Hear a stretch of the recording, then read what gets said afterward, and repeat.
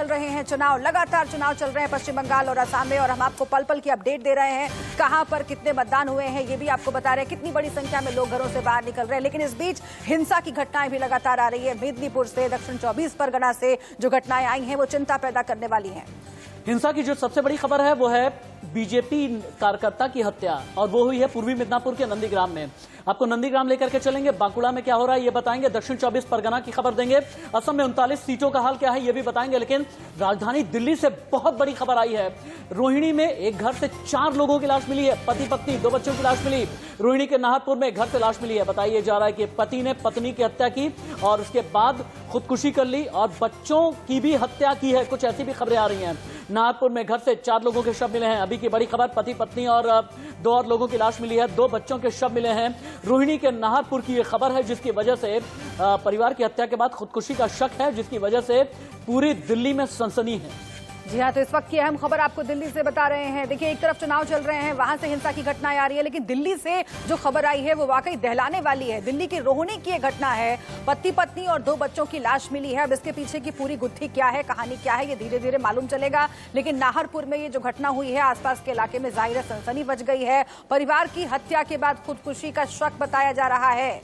ये पहले हत्या का मामला है, उसके बाद खुद भी शख्स ने खुदकुशी कर ली, ये अभी तक की जानकारी में सामने आया, लेकिन ये जांच का विषय है। एक घर से 4 लोगों की लाश मिलना, ये वाकई बहुत बड़ी खबर है और आसपास के इलाके में लोगों में दहशत का माहौल। और बड़ी बात यह है कि सीधे आदित्य नायर का रुख कर लेते हैं, क्योंकि दिल्ली में एक शख्स ने पहले तो अपनी बीवी का मर्डर किया, अपने 2 बच्चों की हत्या की, उसके बाद खुदकुशी कर ली। आदित्य नायर, मुझे ये बताएं कि मौका वारदात से क्या क्या मिला है, पुलिस इन्वेस्टिगेशन किन किन एंगल से चल रही है, क्या किसी भी तरह का कोई सुसाइड नोट मिला है या फिर नहीं? जी देखिए, अभी तक सुसाइड नोट तो नहीं मिला है। पुलिस का कहना यही है कि जो प्राइमा फासी एविडेंस है उसके तौर पर ये जो व्यक्ति है उन्होंने अपने पहले खुद।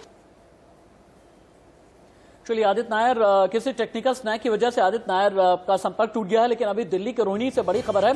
मुझे ऐसा लगता है कि इलेक्शन पर हमें आना चाहिए और जैसे ही आदित्य नायर रिकनेक्ट होंगे, इसी खबर पर लौट करके हम आदित्य नायर जुड़ गए हैं। आदित्य, अपनी रिपोर्ट दें अपनी। आदित्य नायर, सुन पा रहे हैं आप? मुझे ये बताएं कि मौका वारदात से क्या क्या मिला है, क्या कोई सुसाइड नोट मिला या फिर नहीं, नाते रिश्तेदारों का क्या कहना है, आस पड़ोस के लोगों का क्या कहना है, पुलिस इन्वेस्टिगेशन में अभी तक क्या डेवलपमेंट है? आदित्य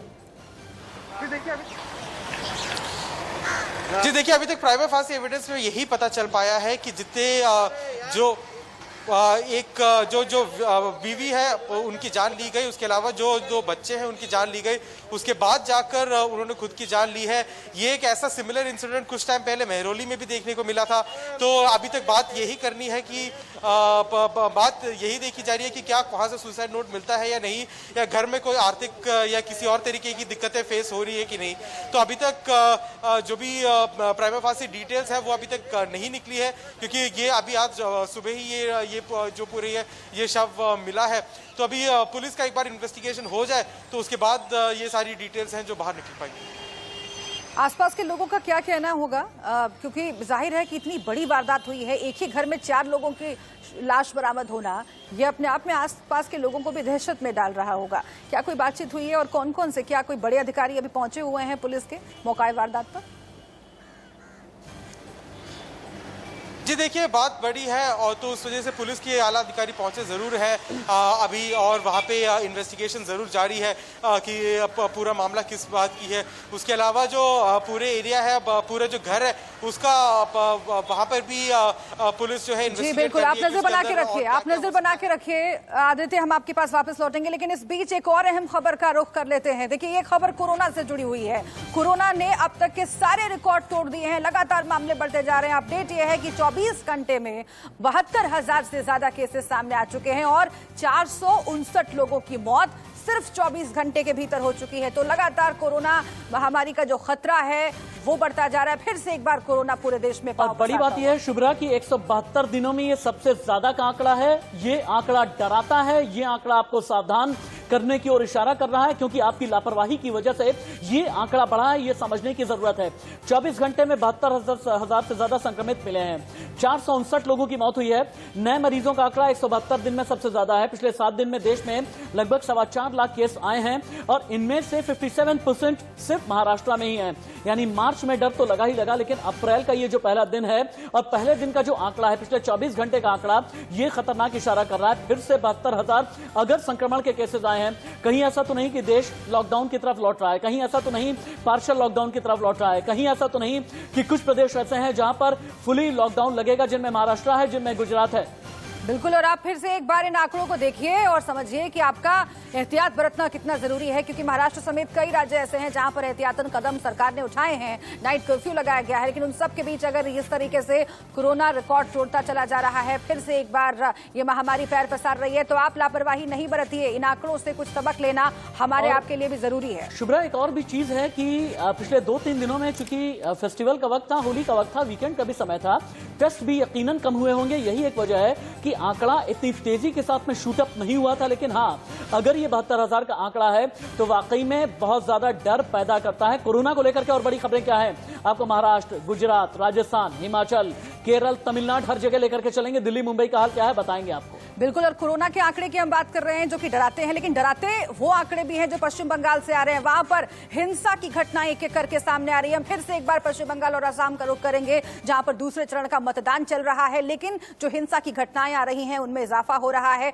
मेदिनीपुर से 2 ऐसी खबरें आई हैं जो कि डराने वाली है, चौंकाने वाली है, परेशान करने वाली है मतदान के दिन। जी हाँ, इस बीच मेदिनीपुर में वोटिंग के दौरान जो खबर आई है, बवाल वहां पर मचा हुआ है। पूर्वी मेदिनीपुर में बीजेपी कार्यकर्ता का शव बरामद हुआ है। मतदान केंद्र के पास ही बीजेपी कार्यकर्ता का शव मिलने से सनसनी मच गई है और इसी इलाके में टीएमसी कार्यकर्ता की भी हत्या हुई है। बीजेपी टीएमसी कार्यकर्ता अब एक दूसरे पर आरोप लगा रहे हैं। वही स्थिति जो पिछले कई महीनों से बनी हुई है, लेकिन मतदान के दिन अगर ये घटना हो रही है तो वाकई सवाल खड़े होते हैं। ये मेदिनीपुर की खबर आ रही है, लेकिन इसके अलावा दक्षिण 24 परगना की खबर क्या है। मेदिनीपुर में वोटिंग के दौरान बवाल हुआ है। अभी की ये खबर है, पूर्वी मेदिनीपुर में बीजेपी कार्यकर्ता का शव मिला है। पूर्वी मेदिनीपुर का इलाका यानी नंदीग्राम के आसपास का जो इलाका है, लेकिन पश्चिम बंगाल में मतदान के बीच एक और बड़ी खबर, दक्षिण 24 परगना में पुलिसकर्मी का शव मिला है। पोलिंग बूथ के अंदर संदिग्ध परिस्थितियों में ये शव मिला है। गुरदासपुर के पोलिंग बूथ पर ड्यूटी पर था सुरक्षाकर्मी। चुनाव आयोग को ये मामले की जानकारी दी गई है, यानी गुरदासपुर का इलाका, क्या पूर्वी मेदिनीपुर, क्या पश्चिमी मेदिनीपुर, क्या दक्षिण 24 परगना का इलाका, यहां पर जहां इलेक्शन कमीशन ने यह कहा था कि सुनिश्चित किया जाएगा कि चुनाव शांतिपूर्ण रहे। अब से लगभग 3.5 घंटे पहले जब वोट देने के लिए पहुंचे थे, लगभग 3 घंटे पहले जब शुभेंदु अधिकारी वोट देने के लिए पहुंचे थे, तो उन्होंने ये कहा था कि यही उम्मीद करते हैं कि शांतिपूर्वक चुनाव होगा। लेकिन शांतिपूर्वक चुनाव नहीं कहा जा सकता, कम से कम शुरुआत के 3 घंटे में, क्योंकि गुरदासपुर के पोलिंग बूथ पर ड्यूटी पर पुलिसकर्मी का शव मिला है। और इसके अलावा पूर्वी मिदनापुर में भारतीय जनता पार्टी के कार्यकर्ता की हत्या कर दी गई है और उस कार्यकर्ता के घर वाले ये कह रहे हैं कि उसे बहुत दिन से डराया जा रहा था, धमकाया जा रहा था टीएमसी के लोगों की तरफ से, और ये कहा जा रहा था कि आप भारतीय जनता पार्टी के पक्ष में वोट ना दें। जी बिल्कुल, और देखिए पहले फेज का जब इलेक्शन हो रहा था उस वक्त भी सुबह सुबह खबर आ गई थी कि चुनाव आयोग की गाड़ी में आग लगा दी गई। उसके बाद शुभेंदु अधिकारी के भाई की गाड़ी पर हमला हुआ था, आपको याद होगा। कई ऐसी घटनाएं वहां पर भी सामने आई थी। टीएमसी और लेफ्ट के नेताओं पर भी हमला, उन्होंने भी तमाम तरह के आरोप लगाए थे, गड़बड़ियों के आरोप, हिंसा के आरोप, लेकिन उससे भी सबक नहीं लिया गया। इसलिए हम पैनल का रुख जल्दी से कर लेते हैं। हमारे साथ कौन कौन से खास मेहमान जुड़े हुए हैं, उनसे हम आपका परिचय करवा देते हैं। अनिला सिंह जी हमारे साथ जुड़ी हुई हैं, बीजेपी की ओर से बहुत स्वागत आपका। संजय चक्रवर्ती टीएमसी की ओर से हमारे साथ जुड़ गए हैं। भालचंद्र जी सीपीआई की ओर से हमारे साथ लगातार जुड़े हुए हैं। प्रिया शैगल जी जुड़ी हुई हैं हमारे साथ, senior executive editor ITV network. लेकिन शुरुआत में अनिला सिंह जी आपसे करना चाहती हूं, क्योंकि दोनों ही पार्टियां एक दूसरे पर आरोप लगा रही हैं, टीएमसी और बीजेपी। मेदिनीपुर में जो घटना सामने आई वो शर्मनाक है, लेकिन मैं आपको याद दिलाना चाहती हूं कि जब पहले फेज में इस तरह की घटनाएं हुई थी, तमाम लोग सवाल खड़े कर रहे थे, लेकिन आपकी पार्टी के नेता और खुद गृह मंत्री जी ने भी जिस तरीके से बोला था कि सब कुछ शांतिपूर्ण चल रहा है। अच्छा, इस बीच एक बड़ी खबर आ रही है राशिद, ये रजनीकांत जी को, रजनीकांत जो कि एक्टर हैं, उन्हें दादा साहेब फाल्के अवार्ड से नवाजा गया है। ये बहुत बड़ी खबर आ रही है। ये बहुत बड़ी खबर है। रजनीकांत को दादा साहब फाल्के अवार्ड से नवाजा जाएगा। 5 लोगों की जूरी ने एक मत से फैसला लिया है। ये खबर सबसे बड़ी इसलिए है क्योंकि 5 लोगों की जूरी अगर एक मत से फैसला लेती है तो इसके भी अपने मायने होते हैं। केंद्र सरकार ने अवार्ड का ऐलान किया है। प्रकाश जावड़ेकर, सूचना प्रसारण मंत्री, लाइव इंडिया न्यूज पर। As suggested by juries for Dada Saheb Phalke Award, because Dada Saheb Phalke was the founder of Indian film industry. 108 years ago, he created first Indian film titled Raja Harishchandra. And since then, there is always growth, horizontal and vertical, of Indian cinema. Now Indian cinema has made impressions throughout the world, and it will become world cinema. It has already become world cinema. And Indian cinemas fans are spread over all the globe, and it will continuously increase. So ये सब film दुनिया के लिए और सबके लिए ये खुशी की खबर है। इतना ही था। सर, ये जो अवार्ड की घोषणा हुई है रजनीकांत जी को, ये ऐसे समय में हुई है जब तमिलनाडु में विधानसभा चुनाव भी हो रहे हैं। क्या इसका विधानसभा चुनाव से हद हो गई। ये फिल्म दुनिया का पुरस्कार है और रजनीकांत 50 साल से काम कर रहे हैं। सवाल भी ठीक पूछना चाहिए।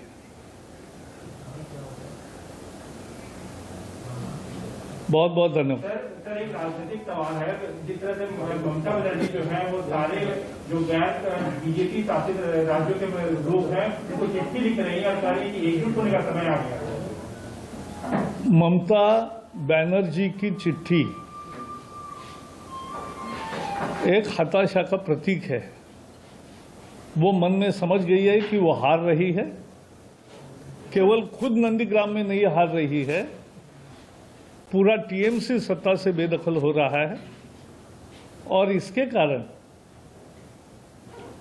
ये जिनके विरोध में कम्युनिस्ट और कांग्रेस उनके खिलाफ लड़ रहे हैं उनको भी वो आह्वान कर रही है कि हमारे सबके साथ आओ, एकजुट हो। तो ये सर्वाइवल का उनका पत्र है, बाकी कुछ नहीं। सर एक सवाल है सर, पहले फेज में जिस तरह से वोटिंग हुई 84% करीब वोटिंग हुई, आज एक बार फिर से वोटिंग हो रही है। आपको लगता है कि भारतीय जनता पार्टी का वोटर एक बार फिर से, जैसा आप लोगों ने दावा किया था कि पहले फेज में वोटर निकल रहा है, आपको लगता है कि इस फेज में भी भारतीय जनता पार्टी का वोटर निकलेगा? हमने बहुत कुछ, हमारे नेता भी वहाँ और बाकी सब जगह बंगाल पर बोल रहे हैं। केवल एक प्रतिक्रिया देनी थी, वो दी। बाकी मूल मुद्दा आज रजनीकांत के दादा साहब फाल्के अवार्ड की घोषणा यही। प्रसारण मंत्री प्रकाश जावड़ेकर को सुन रहे थे आप, जिन्होंने रजनीकांत को दादा साहब फाल्के अवार्ड दिया जाएगा। ये फॉर्मल अनाउंसमेंट करते हुए इससे पहले अमिताभ बच्चन को, विनोद खन्ना, मनोज कुमार, शशि कपूर, गुलजार साहब, इन सभी को दादा साहब फाल्के अवार्ड से नवाजा जा चुका है। 5 लोगों की जूरी ने एकमत से ये फैसला किया है। हालांकि जब पॉलिटिकली ये पूछा गया कि दक्षिण भारत में और खासतौर से तमिलनाडु में वोट के साथ तो इसे जोड़ करके नहीं देखा जाना चाहिए, तो अब फिर ऐसे में प्रकाश जावड़ेकर ने ये कहा हर चीज को पॉलिटिक्स के साथ में जोड़ करके नहीं देखना चाहिए। लेकिन डिबेट को जितने भी पैनलिस्ट हमारे साथ में हैं, चूंकि पश्चिम बंगाल की राजनीति को लेकर के हमारी बात हो रही थी, संजय चक्रवर्ती के पास में चलते हैं। संजय जी, अभी प्रकाश जावड़ेकर ने यह कहा है कि दूसरे चरण के चुनाव से पहले ममता बनर्जी ने जो चिट्ठी लिखी है विपक्षियों को मुखातिब करते हुए, वो चिट्ठी ममता बनर्जी की हताशा है। हताशा को अंग्रेजी में कहा जाता है फ्रस्ट्रेशन। अगर भारतीय जनता पार्टी को ममता में फ्रस्ट्रेशन नजर आती है, इसके पीछे की वजह क्या है? और वाकई में ये पूछने वाली बात है। Politics is all about timing Sanjay ji, और इस वक्त में अगर ममता ने ये चिट्ठी लिखी तो भारतीय जनता पार्टी क्यों ना कहे कि हताश है ममता?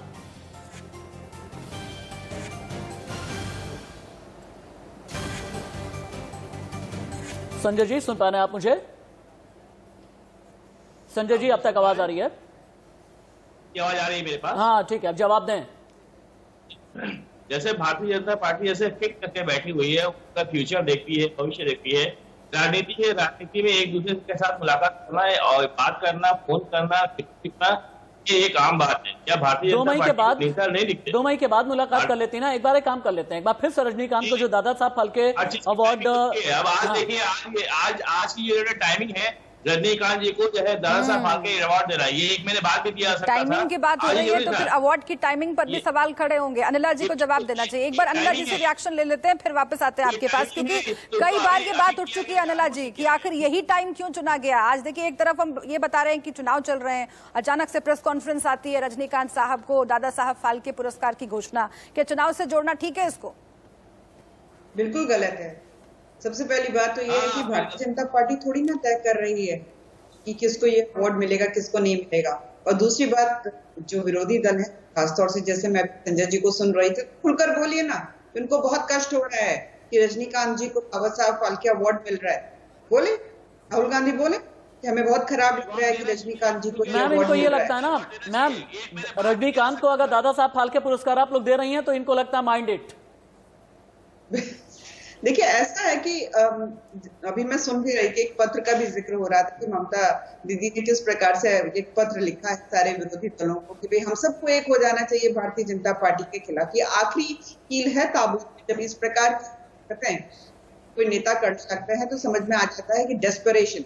वैसे तो मैं ये कहती कि लाइक फेदर्स फ्लॉक टुगेदर, यहाँ पे लाइक फेदर्स फ्लॉक टुगेदर जो चाह रही है उनको याद रखूंगी 2 साल पहले सोनिया गांधी जी ने 2019 के चुनाव से पहले इस प्रकार की अपील करी थी सारे विरोधी दलों को कि साथ आ जाओ, भारतीय जनता पार्टी के खिलाफ हम हो जाएं, एकजुट हो जाएं। तो ममता दीदी उस वक्त इनके पास 42 यानी 42 से 40 दिन के थे, तो ये अपने आप को प्रधानमंत्री से कम नहीं समझती थी। इन्होंने कहा कौन होती है सोनिया गांधी, मैं नहीं आती साथ में। और आज ये खुद जो है अपील करती हुई घूम रही है। तो ये ठीक है संजय चक्रवर्ती जी, संजय चक्रवर्ती जी, अनिला जी का कहना है, बीजेपी का ये कहना है कि रजनीकांत साहब को अवार्ड मिला है, पॉलिटिक्स से मत जोड़िए उसको, this is not politics, mind it. हाँ, वो तो भाई उनको तो कहना ही है क्योंकि उनके फायदेमंद चीज है, तो माइंडेड तो करना ही पड़ेगा। जो घाटे का सौदा होता है उसके लिए आगे आएंगे, फायदे के सौदे में क्यों बोलेंगे भाई। आज अचानक मैं तो कह रहा हूँ रजनीकांत जी से अच्छा दादा साहब फाल्के अवार्ड किसी को नहीं मिलना चाहिए था इस साल में, लेकिन एक साल के 1 महीने के बाद इसको डिक्लेयर किया सकता था इस चुनाव के दौरान। रजनीकांत के पूरे योगदान को, जो उन्होंने इतने सिनेमा में इतना बड़ा योगदान दिया है, साउथ से लेकर हिंदी सिनेमा तक जो योगदान दिया है, सबको डिमीन करने लग गए आप। सिर्फ एक पॉलिटिक्स के चक्कर में सबको डिमीन कर दिया ना सर आपने। आदर करता हूँ, उनका सम्मान बहुत ऊंचे तक है, वो साउथ के भगवान है, मैं सब कुछ कहता हूँ। एक मैंने बात देते अचानक इस समय देने की क्या जरूरत है। एक टर्निंग पॉइंट पे आपसे पूछ लेते, एक बार चर्चा कर लेते कि कब अनाउंस करना है। संजय चक्रवर्ती ममता बनर्जी पे ही उन्होंने बात किया, आज वो बात नहीं कर सकते, लेकिन उन्होंने फिर मेरे समझ में नहीं आता है, सारे पॉलिटिकल मेरे समझ में नहीं आता है, मेरे समझ में भालचंद्र जी, मेरे समझ में नहीं आता है। बीजेपी कुछ करे तो दिक्कत है, ना करे तो दिक्कत है। बीजेपी अगर मान लीजिए, फर्ज कीजिए कि अगर स्मॉल सेविंग स्कीम का ब्याज दर पहले अगर बढ़ाने का फैसला था, ये लगा कि चलो ये प्रो पॉपुलिस्ट नहीं रहेगा, हम वापस कर लेते हैं अपना फैसला, यू टर्न कर लेते हैं। यानी फैसला करें तो भी दिक्कत है, फैसला ना करें तो भी त्योरियां चढ़ी हैं। दादा साहब फाल्के अवार्ड रजनीकांत को दें तो भी दिक्कत है, ना दें तो भी भ्रिकुटियां टेढ़ी हो जाती हैं। अगर पेट्रोल के दाम बढ़ें तो भी दिक्कत है, अगर कंट्रोल में रहें तो भी दिक्कत है। किसानों के लिए कुछ करें तो दिक्कत है, किसान सम्मान निधि दें तो दिक्कत है, ना दें तो भी दिक्कत है। ये वाली स्थिति आज देश में क्यों है? बीजेपी जब अपोजिशन में थी, जब क्या करती थी, मुझे याद है कि पेट्रोल 70 रुपये और गैस सिलेंडर 350 रुपये होने के बाद हमारी मंत्री स्मृति ईरानी जी रोड पर आके प्रोटेस्ट करती थी। तो अगर आज 100 रुपया पेट्रोल हो गया, लोगों ने प्रोटेस्ट किया, तो आप लोग तो सड़क पर नजर नहीं आ रहे हैं ना सर। आप समझिए, सड़क पे हम लोग उतरे हैं, सड़क आपको नजर नहीं आते क्योंकि आप अंधभक्त हो गए तो आपको नजर नहीं आए। मेरा मुद्दा, आम आदमी के मुद्दे अगर आप लोग उठा रहे होते तो आम आदमी ने आपको रिजेक्ट नहीं किया होता, आपके लिए नहीं हो गए होते। एक मिनट भालचंद्र जी सुनिए, बिल्कुल ये बात ठीक है, अगर आम आदमी के मुद्दे आप उठा रहे होते तो आप लोग रिलेवेंट नहीं हुआ करते। देना बंद कीजिए, अंधभक्त होंगे आप, भक्त होंगे आप। नहीं ये सर्टिफिकेट नहीं Bhalchandra ji, no no no no no no नहीं, I am not going to tolerate. नहीं अगर कटघरे में खड़ा करना होता है ना, यही अनिला जी यहां पर बैठी हुई हैं, इन्हें याद होगा पिछले लगभग 12-15 साल से इनके साथ डिबेट कर रहा हूं मैं, न जाने कितनी बार इन्हें कटघरे में खड़ा किया है, तब नहीं दिखता आपको। देखिए, मैं कटघरे देखिए, जब बार आपको जनता नकार रही है, मीठा गप यही कहा जाएगा भालचंद्र जी कि ये फ्रस्ट्रेशन बोल रहा है आप लोगों का। इसीलिए बात को वहीं तक रखिए कि सवाल फिर बाकी की 4 उंगलियां घूमकर आपकी तरफ ना लौट जाए। एक सेकंड सर, एक सेकंड आप नहीं एक सेकंड सर, आपको मौका दे दिया हमने, आपको मौका दे दिया और आपने सवाल भी खड़ा कर दिया। आप खुद की पॉलिटिक्स पर जरा काम करते, खुद जमीन पर उतरते तो समझ में आता। लेकिन मैं जल्दी से प्रिया जी का रुख करना चाहती हूँ। इस बीच हमारे साथ प्रेम जी भी जुड़ गए हैं, लेकिन प्रिया जी का मैं जल्दी से रुख करना चाहती हूँ। प्रिया जी, चूंकि हम अवार्ड पर बात कर रहे हैं और फटाफट आरोप भी लग गए कि भाई टाइमिंग देखिए अवार्ड की। इस तरह का जो सिंबलिज्म है उसका कितना असर पड़ता है, ये मैं जरा आपसे समझना चाहती हूँ, क्योंकि एक तरफ चुनाव चल रहे हैं, वाकई सवाल तो पूछा जाएगा कि यही वक्त, यही टाइमिंग क्यों चुनी गई। केंद्रीय मंत्री प्रकाश जावड़ेकर खुद मीडिया के सामने आते हैं, उसमें आधी बातें अवार्ड को लेकर होती है, आधी बातें पश्चिम बंगाल को लेकर के भी होती है, ममता बनर्जी से जुड़ा सवाल भी उनसे पूछा जाता है। ये सब आपस में मिला जुला सा लगता है। क्या असर पड़ता है इसका जनता के मानस पर? और रजनीकांत का जो कद है तमिलनाडु में, पूरे साउथ में और पूरे इंडिया में, मैं ये कहूंगी, क्या असर पड़ेगा इसका? और सर अगर आप चुप हो जाएंगे तो जरा अच्छा होगा, क्योंकि आपकी बात सुन रही है और आपकी बात भालचंद्र जी आप चुप हो जाएं, प्रिया जी को बोलने दें। तो फिर आम आदमी भी आपको वोट देता, आप क्यों भड़काव हमारे ऊपर कर रहे हैं, मुझे समझ नहीं आता है। और ये डिबेट को कंटिन्यू करने दीजिए। आपसे सवाल बोला, आपने बोल दिया, मेरी बात बोली। मेरा ये कहना है, प्लीज मुझे बोलने दीजिए। आपको कुछ इसीलिए आप लोगों को शायद रिजेक्ट करेंगे, आप लोग बोलने नहीं देते हैं किसी को। अरे भाई सुन लिया हमने आपकी बात, और आपने बहुत लंबी बोली है। प्रिया सहगल बोलेंगे सिर्फ, भालचंद्र जी सिर्फ प्रिया सहगल बोलेंगे। भालचंद्र जी हो गया, भालचंद्र जी हो गया, भालचंद्र जी हो गया, दुखती रक्त पे हाथ नहीं रख दिया, रख दिया हमने, पॉइंट का जवाब दे दिया। प्रिया सहगल बोलेंगी। इस टाइमिंग पे जैसे कि आपने मुझसे सवाल किया, टाइमिंग पे बिल्कुल शक है। ठीक है, बोलिए। जैसे कि मैं उससे सहमत हूँ, क्योंकि ये हम बाद में भी दे सकते थे ये अवार्ड। आई एग्री, जूरी ने डिसाइड किया है और रजनीकांत को देना चाहिए, इसमें कोई डिफर नहीं करेगा। लेकिन टाइमिंग में थोड़ा शक है, क्योंकि चुनाव, तमिलनाडु का चुनाव जैसे कि आप कह रहे हैं बिल्कुल हमारे ऊपर है। तो इस समय रजनीकांत को इस तरह का अवार्ड देना, बिल्कुल इसमें राजनीतिक ओवरटोन देखे जा सकते हैं, उसमें मैं बिल्कुल सहमत हूँ। और दूसरी बात, ये जो हम बातचीत कर रहे हैं, मैम सिर्फ 10 सेकंड के बाद, सिर्फ 10 सेकंड, क्योंकि बड़ी तस्वीर आ रही है। मैम आप ही के पास आएंगे। बदरुद्दीन अजमल इस वक्त नजर आ रहे हैं, AIUDF के प्रमुख हैं, मुखिया हैं बदरुद्दीन अजमल। हालांकि पॉलिटिकली स्ट्रेंथ रखते हैं। एक जमाने में ये कहा जाता था कि बराक घाटी में पोलराइज कर ले जाएंगे, लेकिन हाँ, बराक घाटी के अलावा भी कई ऐसे इलाके हैं जहां पर बदरुद्दीन अजमल ने पिछली बार मुस्लिम वोट बटोरे थे। इस बार कांग्रेस का बदरुद्दीन अजमल के साथ में गठबंधन है, और गठबंधन है कई बड़े दलों के साथ, कई छोटे दलों के साथ। कांग्रेस का विक्ट्री साइन दिखाते हुए बदरुद्दीन अजमल जो इत्र के बड़े व्यापारी हैं, बदरुद्दीन अजमल जिन्हें लेकर के अमित शाह ने यह कहा था कि अगर असम में इन लोगों की सरकार आई, यानी महाजोत की सरकार आई, तो क्या असम की किस्मत का फैसला बदरुद्दीन अजमल जैसे लोग करेंगे। हम वापस से इन्हीं तस्वीरों पर आते हैं, क्योंकि असम की बात करनी बहुत जरूरी है। प्रिया मैम आप ही बोलें, रजनीकांत वाली बात से अब अलग हटते हुए थोड़ी असम की भी बात कर लेते हैं। बदरुद्दीन अजमल का वोट अगर ट्रांसफर हो जाता है कांग्रेस के लिए, तो क्या यह भारतीय जनता पार्टी के लिए असम में चुनौती है? प्रिया मैम। बिल्कुल। क्या आपको मेरी आवाज आ रही है? जी बिल्कुल आ रही, बोलें। असम की बात हमें करनी चाहिए, बिकॉज बदरुद्दीन अजमल बिल्कुल इस तरह से एक तौर से किंग मेकर होते हैं। उन्होंने पिछली बारी भी उनका जो वोट स्विंग है काफी बीजेपी की तरफ गया था उनका वोट। उन्होंने उनकी थोड़ी अंडरस्टैंडिंग थी ऑफ रिकॉर्ड कि वो बीजेपी के सपोर्ट करेंगे। इस बारी जो उन्होंने बिल्कुल कांग्रेस के साथ हाथ मिलाया है, ये काफी वोट स्विंग कर सकते हैं, तो इनका आना काफी अहम हो सकता है।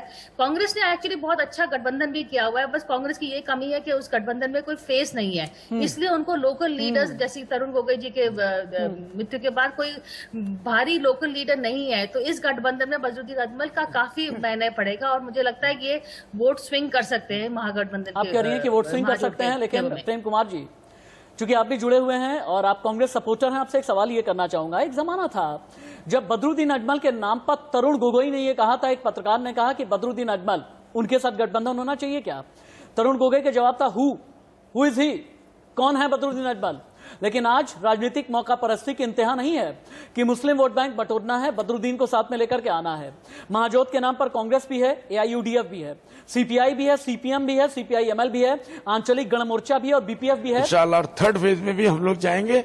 इसका मतलब यह है कि सरकार हमारे महागठबंधन की बनेगी। भाजपा बोल रही है कि फर्स्ट फेज वो क्लीन स्वीप कर रहे हैं और अजमल साहब कहीं नहीं है, कांग्रेस गठबंधन कहीं नहीं है। मैं तो वहाँ अजमल साहब हुई नहीं, वो जो बोल रहे हैं वो सही बोल रहे हैं, लेकिन वहाँ जो टक्कर में कांग्रेस है, दूसरी हमारी पार्टियां हैं, और इस वजह से वो पहले वाला सपना ना देखे। इस मर्तबा मोदी जी का ढेर नहीं है। एक आखिरी सवाल, बड़े बड़े लोग आ रहे हैं, 3-4 हजार वोट लोग मिल रहे हैं, इससे वो बात नहीं। एक आखिरी सवाल, 6 तारीख को आप कॉन्फिडेंट हैं कि सरकार कांग्रेस आप लोगों का जो हमारे महागठबंधन की बनेगी? बिल्कुल 100% कॉन्फिडेंट है, यही बात।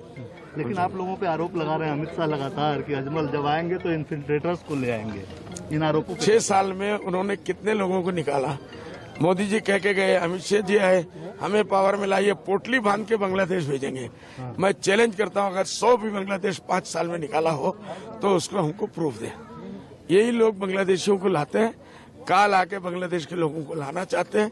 हम बांग्लादेशी को लाने वाले नहीं, हम बांग्लादेशियों को भगाने वाले। आपके आने से आसाम को क्या फायदा होगा? जी, आपके आने से अगर आप लोग सत्ता में आते हैं, हमारी सरकार आएगी तो आसाम की सबसे बड़ा समस्या, जो जलंधर समस्या है, सबसे बड़ा बर्निंग इशू, वो हाँ कर लेंगे, बोलिए। बर्निंग इशू जो है वो नौकरी और चाकरी का है और एम्प्लॉयमेंट का है।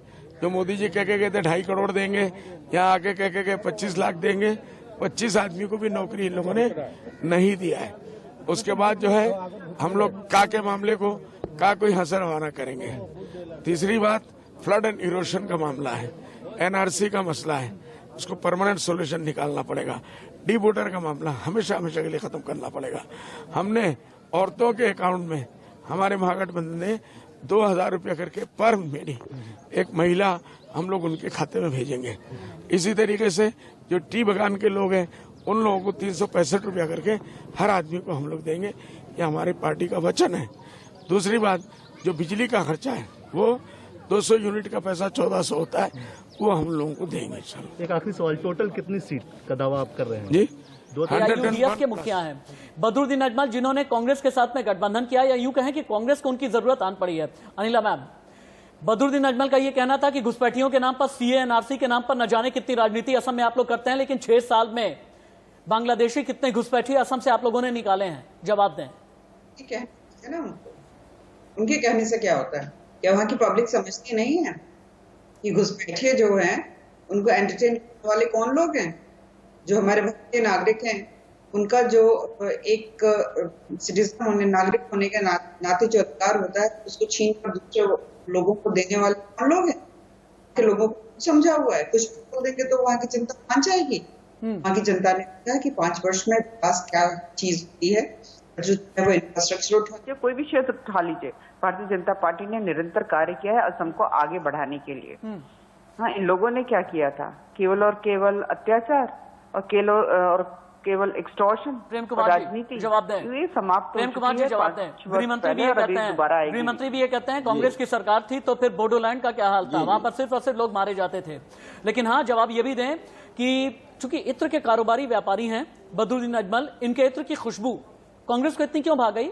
जब तक तरुण गोगोई थे कहते थे ये कौन है बदरुद्दीन अजमल, इनके बारे में तो कोई जानता भी नहीं।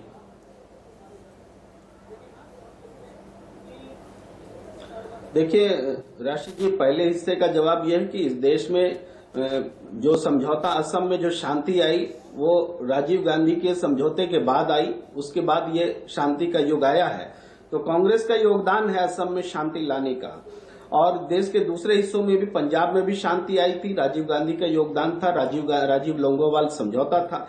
राजीव गांधी ने अपने जमाने में देश में अस्थिर हालात को स्थिर करने की बहुत कोशिश की थी। अब दूसरे हिस्से में हम आते हैं, जो आपने बदरुद्दीन अजमल से जुड़ा हुआ सवाल किया। निश्चित रूप से तरुण गोगोई जी ने जब कहा था तब उस पर उन्होंने अमल भी किया था। बदरुद्दीन अजमल से दूरी बनी रही। और आप देखेंगे कि ये जो पॉलिटिकल गठजोड़ है और राजनीतिक गठजोड़ है, एक कॉमन मिनिमम प्रोग्राम के तहत होता है। और कांग्रेस ने ये स्पष्ट किया है, हमने सुना है, जाना है कि सांप्रदायिक बातें जो अजमल की ओर से कहे जाते हैं, ऐसा कहा जाता है, इस पर उन्होंने ये वादा किया है कि ऐसी कोई भी बात वो नहीं करेंगे। और हाल में जितने वीडियोज आए थे उनके बिहाफ में, वो फैक्ट चेक में गलत पाए गए। तो अगर एक गठबंधन होता है इस कमिटमेंट के साथ कि कोई सांप्रदायिक सद्भाव नहीं बिगाड़ेगा, तो ये एक तरह से पॉजिटिव जब आईना दिखाया जाता है, जब आईना दिखाया जाता है तो बहुत सारे तर्क होते हैं, बहुत सारे तर्क होते हैं तस्वीर को घुमा देने के लिए, तस्वीर को पलट देने के लिए। लेकिन अपने भीतर से जब आवाज सामने आती है, हमने देखा था G23 के जो तमाम नेता हैं उनकी तरफ से भी ऐसी आवाजें सामने आई थी, लेकिन उसको भी तमाम तर्कों के जरिए दबा दिया गया।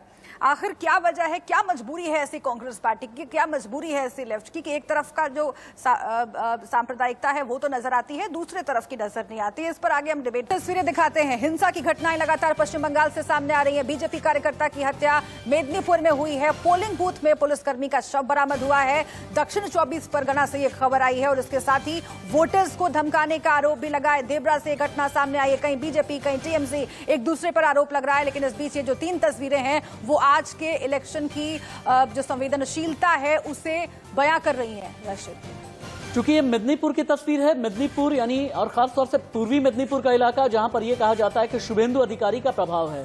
दक्षिण 24 परगना का इलाका है जहां पर टीएमसी का प्रभाव कहा जाता है और वहीं वोटर्स को धमकाने का आरोप देबरा में लगा है। देबरा वो इलाका है जहां से 2 आईपीएस सामने सामने है। अगर देबरा में धमकाने का वोटर्स को आरोप लग रहा है, 2 आईपीएस सामने सामने है। वो आईपीएस जिनमें से एक ने 2019 में नौकरी छोड़ी थी और अगले ने 2020 में नौकरी छोड़ी। एक ने बीजेपी ज्वाइन की और अगले ने टीएमसी का दामन थामा था और दोनों आमने सामने हैं। मेदिनीपुर, दक्षिण 24 परगना और देबरा की जो 3 तस्वीरें हैं ये बता रही हैं कि पश्चिम बंगाल में शांति नहीं है।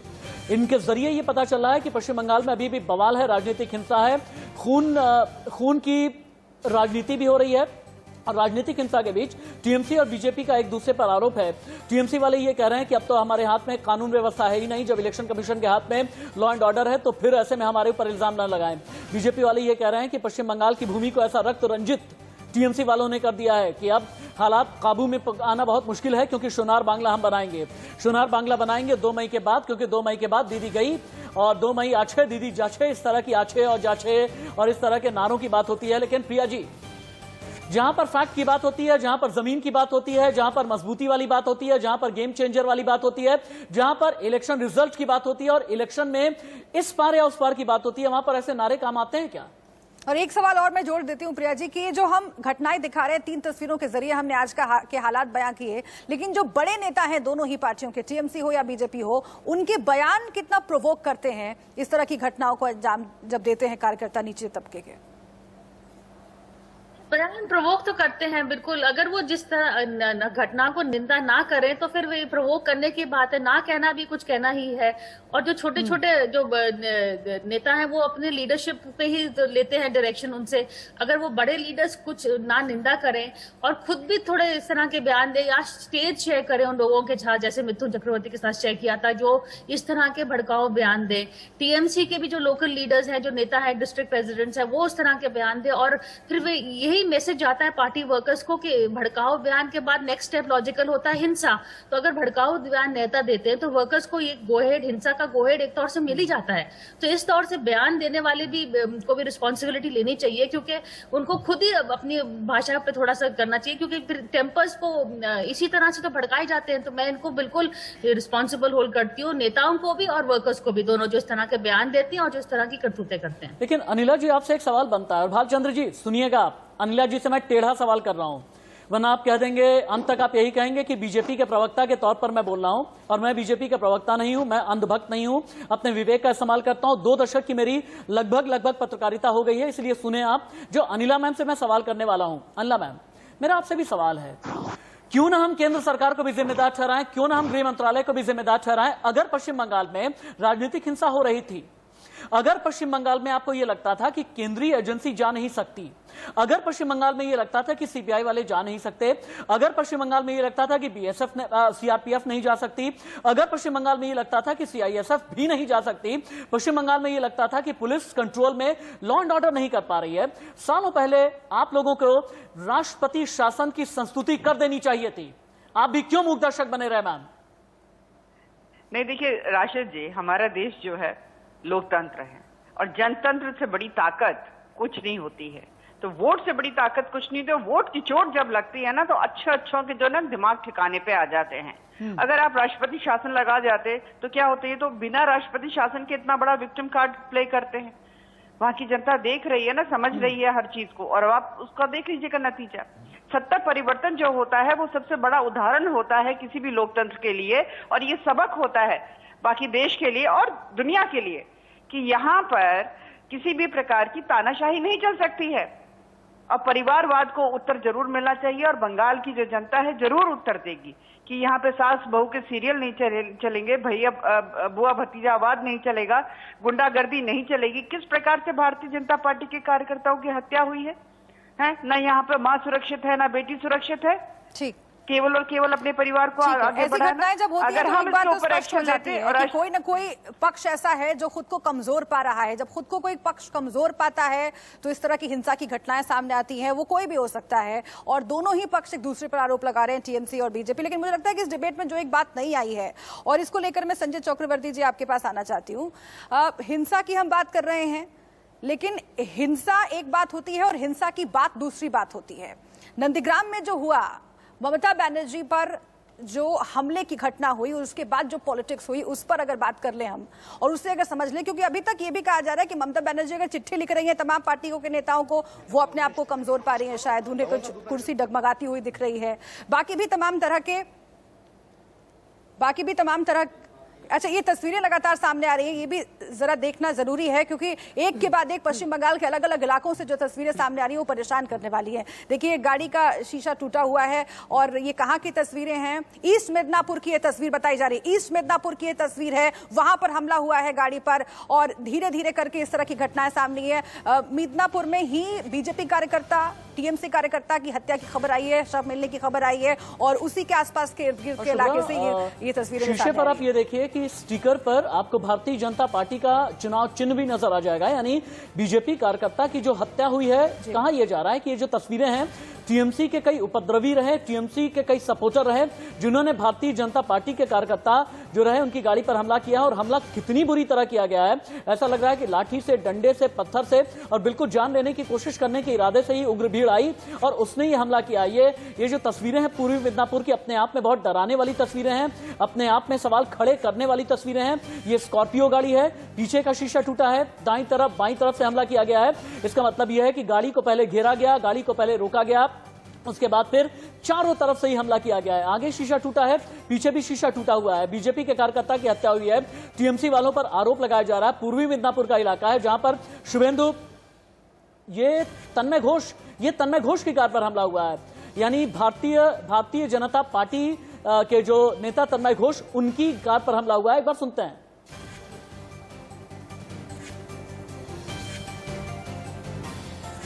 जब से निर्वाचनी दिन घोषणा हुआ है तब से केशपुर में लगातार टीएमसी का जो गुंस है, टीएमसी का जो गुंडा लोग है, वो लगातार हमला कर रहा है सारा केशपुर में। और आज ये जो चुनाव का दिन है, हमारा जो पोलिंग एजेंट था गरगज पता का 173 नंबर बूथ का सहानारा बेगम, वो एक संख्यालघु महिला है और बीजेपी का पोलिंग एजेंट है। उसको छोड़ने के लिए, बूथ तक छोड़ने के लिए, जब हमारा इलेक्शन एजेंट वरिष्ठ कार्यकर्ता भारतीय जनता पार्टी का तन्मय घोष जब गया था उसको छोड़ने के लिए, बूथ तक पहुंचाने के लिए, तब वहां का तृणमूली गुंडा लोग उन जो तन्मय घोष का गाड़ी के ऊपर बहुत ही बुरी तरह से हमला किया है और पिस्तौल लेके, ओपनली पिस्तौल लेके ड्राइवर का कंधे पे आघात किया है और थोड़ा ज्यादा होता तो जान से ये लोग, जो 3 लोग छोड़ने के लिए गया था, वो 3 लोग जान से मर जाता। हाँ।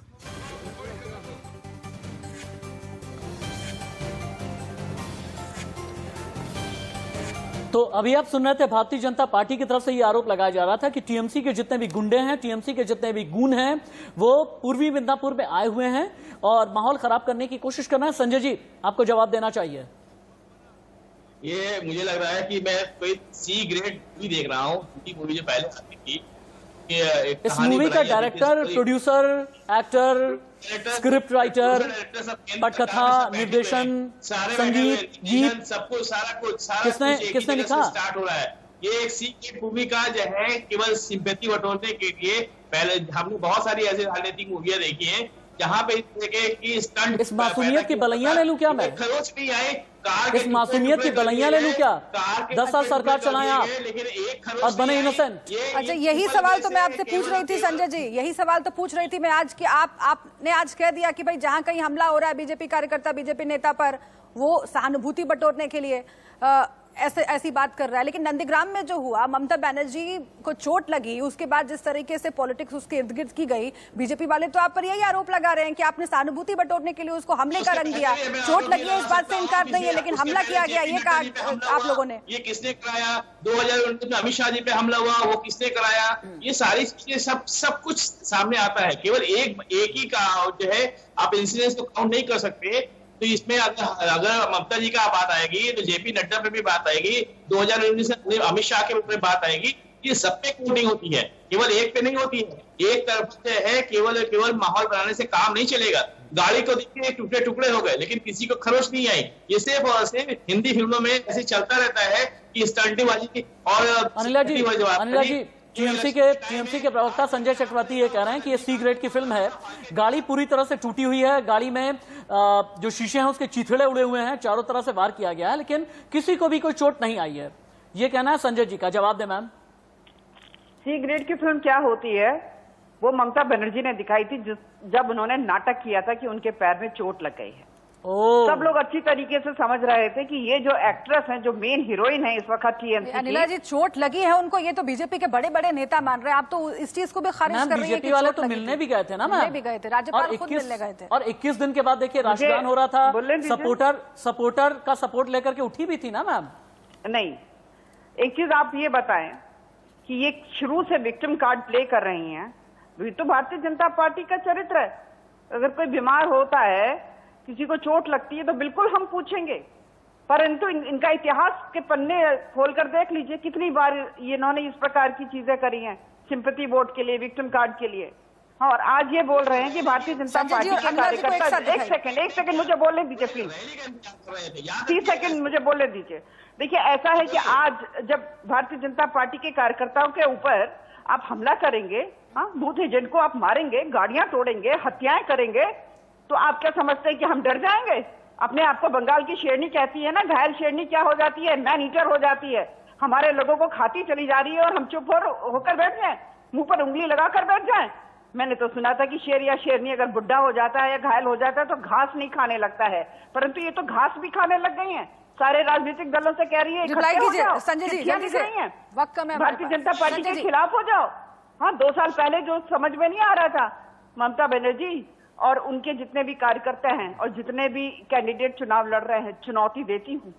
और संजय जी डंके की चोट पे कहती हूँ, जो कर लो, जीतेगी भारतीय जनता पार्टी। मारना चाहते हो, पढ़ना चाहते हो, तोड़ना चाहते हो, डराना चाहते हो, ये कौन सी राजनीति होती है? तरीके से जितना भी कोशिश कर ले, आप जीत नहीं सकते। आपको जीतना नामुमकिन है। संजय भाई जबान से कहने से सब कुछ बंद करिए। संजय भाई जबान से कहने से कुछ नहीं होता। हाँ, हमारे कार्यकर्ताओं को मारोगे और हम चुप बैठे रहेंगे। हाँ, हमारे कार्यकर्ताओं को आप मारोगे और हम चुप बैठे रहेंगे। हाँ, किस चीज को आप डराना चाहते हो? वोटर्स को डराना चाहते हो? जितना भी आपने शुरू के हैं, आप जितना भी चल लीजिए, लेकिन आप जनता के दिलों से दीदी का आप जो है बाहर नहीं निकाल सकते। दीदी को बोलो आप जाकर जिस प्रकार का नाटक नौटंकी कर रही हैं, अब उसका आज महिला का अपमान, आज नंदीग्राम। महिला क्या होता है? नेता होता है, नेता होता है। महिला पुरुष क्या लगा के रखा हुआ है? कभी महिला बनकर विक्टिम कार्ड प्ले करेंगी, कभी ये दिखाएंगी कि मुझे चोट लग गई है और मुझे पूरी सिंपैथी चाहिए, ये सिद्ध नहीं कर पाई। पहले तो आरोप लगा रही थी भारतीय जनता पार्टी के ऊपर, सिद्ध नहीं कर पाई। आराम से व्हील चेयर पर बैठकर कैंपेनिंग करती हैं और सोच रही हैं। और आप भारतीय जनता पार्टी के कार्यकर्ताओं के लिए कह रहे हैं कि सी ग्रेड की फिल्म। अरे आप लोग की सी ग्रेड की फिल्म और सी ग्रेड की एक्ट्रेस ममता दीदी। यही 4 स्टेप रहता है, 4 स्टेप पे इलेक्शन। संजय जी कुछ भी बोलते रहिए, जाके जो गुंडागर्दी चली है ना आप लोगों की 10 साल, हाँ, आप उसका अंत हो रहा है। हमारे लोगों को मारेंगे आप लोग। आपको वो महिला की भाषा की मर्यादा भी बनाकर रखनी बहुत जरूरी है। भाषा की मर्यादा बनाकर रखनी बहुत जरूरी है। एक महिला के बारे में बात हो, पुरुष के बारे में बात हो, मुख्यमंत्री के बारे में बात हो या प्रधानमंत्री के बारे में बात हो, हमें क्या बोलना है क्या नहीं बोलना है इसका ख्याल रखना बहुत जरूरी है। लेकिन हाँ, राजनीति चल रही है, हिंसा की घटनाएं बहुत लगातार सामने आ रही है पश्चिम बंगाल से, और वो थमने का नाम नहीं ले रही। ये बहुत चिंता की बात है। चिंता की बात इसलिए भी है क्योंकि राम मनोहर लोहिया ने एक वक्त में ये कहा था कि जिंदा कौमें कभी 5 साल इंतजार नहीं करती हैं, और ये बात बहुत बार राजनेताओं को समझ में नहीं आती। दुष्यंत कुमार ने यह कहा था कि मसलहत आमेज होते हैं सियासत के कदम तू नहीं समझेगा सियासत, तो अभी नादान है। फर्जी पहचान पत्र के साथ टीएमसी कार्यकर्ता गिरफ्तार हुआ है। नंदीग्राम में आयोग के फर्जी पहचान पत्र मिले हैं। पुलिस ने टीएमसी कार्यकर्ताओं को गिरफ्तार किया है। इसका मतलब यह है कि पूर्वी मेदिनीपुर में और खासतौर से नंदीग्राम के इलाके में बड़ा षड्यंत्र किया जा रहा था। लेकिन असम की 39 विधानसभा सीटें, बंगाल की 30 विधानसभा सीटें, नंदीग्राम का संग्राम खेला होवे या खेला शेष। एक ब्रेक।